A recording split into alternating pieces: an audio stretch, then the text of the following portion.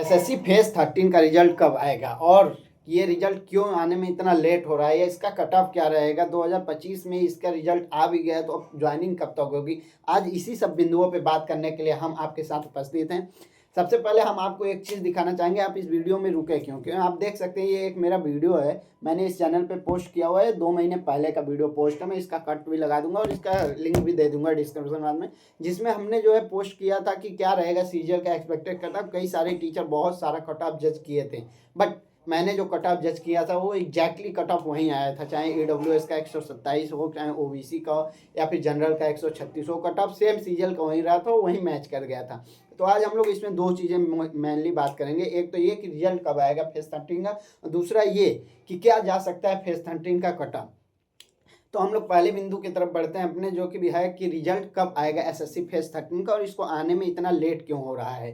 तो बात यह है कि फेज 13 में कई सारी पोस्ट होती हैं, अलग अलग 10th लेवल की अलग पोस्ट, 12th लेवल की अलग पोस्ट, ग्रेजुएशन के अलग पोस्ट, और एक कई सारी वैकेंसियाँ कई सारी डिपार्टमेंट से आई होती हैं, जिससे कि इसको एक साथ कलेक्ट करके अलग अलग जगहों से वो करना बहुत मुश्किल होता है।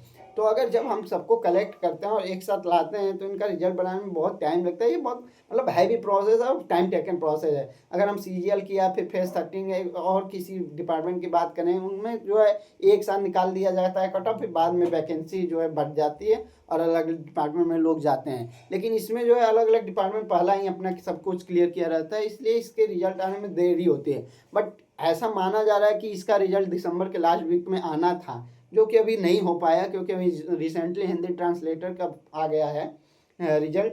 तो ऐसा माना जा रहा है कि इसमें बहुत सारी अनियमितताएं थी, इस वजह से इसका रिजल्ट जनवरी के फर्स्ट या सेकेंड वीक में आ सकता है।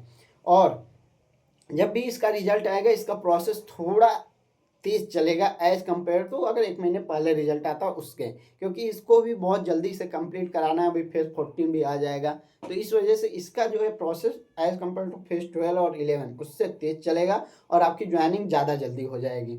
अब आगे बढ़ते हैं और बात करते हैं कि क्या रहेगी इसकी एक्सपेक्टेड कट ऑफ, क्योंकि आज के टाइम पे रिजल्ट कब आएगा इससे ज़्यादा इंपॉर्टेंट है कि इसकी एक्सपेक्टेड कट ऑफ क्या जा सकती है, क्योंकि अलग अलग पोस्ट हैं। तो ऑन एन एवरेज निकाल के सबका देख सकते हैं, चाहे वो सर्वेयर की पोस्ट हो या फिर अलग अलग डिपार्टमेंट में। तो ये डिपेंड करता है कि क्या हो सकती है पोस्ट के अलग अलग कट ऑफ। और चूँकि इसकी पेपर में बहुत सारी अनियमितताएँ भी हुई थी और आप लोगों ने भी देखा था, बहुत सारे प्रोटेस्ट हुए थे। इसके बाद फिर सीजीएल का एग्ज़ाम टाट दिया गया था, उसके बाद आया था स्टेनो का एग्ज़ाम जो हुआ भी, लेकिन उसमें भी बहुत सारी अनियमितताएँ देखने के लिए मिली। तो इसकी कट ऑफ पे बात करते हैं तो इसमें 3 तरह के कट ऑफ रिलीज होते हैं, और चूंकि post wise cut off release होते हैं, बट ऑन एन एवरेज देखा जाए तो एक 10th लेवल पे कट ऑफ आता है, एक 12th लेवल पे कट ऑफ आता है, और तीसरा जो आता है वो आता है ग्रेजुएशन लेवल का कट ऑफ। तो हम लोग अगर 10th लेवल की कट ऑफ की बात करें, हम यहाँ पे आपको लगा भी देंगे, उसमें आप देख सकते हैं। तो यूआर का जो कट ऑफ रहेगा वो 150, ओबीसी 145, ईडब्ल्यूएस 140, एससी 125 और एसटी 115 रहेगा। अब सवाल ये उठता है कि ईडब्ल्यूएस का कट ऑफ कम क्यों। ऐसे ही मैंने जब सीजीएल का भी जो बनाया था वीडियो, उसमें भी ईडब्ल्यूएस का कट ऑफ कम किया था, तो लोग पूछ रहे थे कि ईडब्ल्यूएस का कट ऑफ कम काहे कर रहे हो ओबीसी से, तुम फर्जी बता रहे हो। लेकिन ऐसा नहीं है। देखिए जितने टाइम बीत रहा है, हर साल 500-600 रुपये देकर कोई ईडब्ल्यूएस बनवाना नहीं चाह रहा है, और सरकार इतनी निकम्मी हो चुकी है कि एक साल में आपकी ज्वाइनिंग करा नहीं रही है। तो बच्चों को हर बार ईडब्ल्यूएस बनवाना पड़ रहा है और ज्वाइनिंग हो नहीं रहा है कहीं। इस वजह से लोग जो है ईडब्ल्यूएस ले नहीं रहे, कम बच्चे रह गए हैं ईडब्ल्यूएस में। उनका आरक्षण तो 10% ही है, बट वहाँ पे बच्चे कम जा रहे हैं, इस वजह से ईडब्ल्यूएस के कतार लगातार गिरती आ रही है।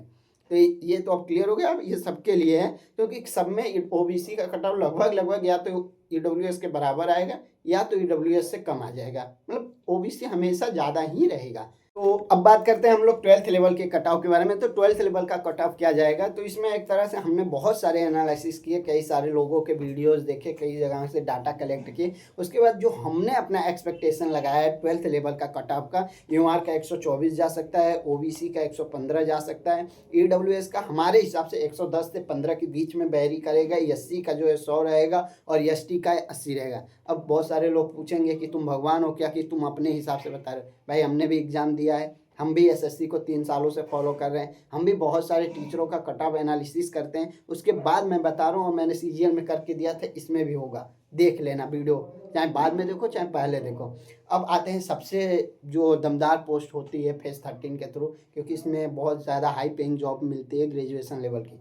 तो ग्रेजुएशन लेवल का कट ऑफ जो है बहुत कम आएगा। रीज़न है, ग्रेजुएशन लेवल का पेपर बहुत टफ बना दिया था, जितना ही इजी बनाया था 10 लेवल का पेपर, उतना ही टफ बनाया था एडुकेटी ने ग्रेजुएशन लेवल का पेपर, और बच्चे अवाक रह गए थे। पहला पेपर था, चूँकि लोगों को कुछ पता ही नहीं था कि कहाँ से कैसे क्या आएगा। लोग ऑन एन एवरेज पढ़ के गए थे, लोग क्लासिकल डांस पढ़ के गए थे, क्वेश्चन पूछ रहा था क्लासिकल म्यूजिक से।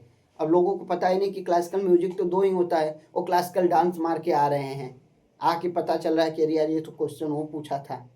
तो इस वजह से चूंकि पेपर इतना इजी था, पेपर लेंदी था, लोगों को पढ़ने में टाइम चला गया, तो लोग क्वेश्चन नहीं अटेम्प्ट कर पाए ज़्यादा। तो इस वजह से ग्रेजुएशन लेवल का जो कट ऑफ रहेगा हमारे एनालिसिस पे और बहुत सारे लोगों के एनालिसिस के अनुसार जो मैंने डिसाइड किया, उसमें UR 85 रहेगा, फिक्स है, इससे ज़्यादा नहीं जाएगा। 80 के आसपास OBC जाएगा, EWS 78 जा सकता है, SC 75 होगा, ST जो है 65 के आसपास रहेगा। बाकी आप लोग क्या सोचते हैं, आप लोग कमेंट बॉक्स में ज़रूर बताइएगा, और आपका क्या रहा है रॉ स्कोर, क्योंकि आंसर की बहुत टाइम हो गया है, और या फिर आप लोगों का क्या नॉर्मलाइज स्कोर बन सकता है, इसके बारे में भी एक कमेंट जरूर कीजिएगा। बाकी आप लोगों को वीडियो कैसा लगा, लाइक शेयर और सब्सक्राइब जरूर कीजिएगा। धन्यवाद आप लोगों का।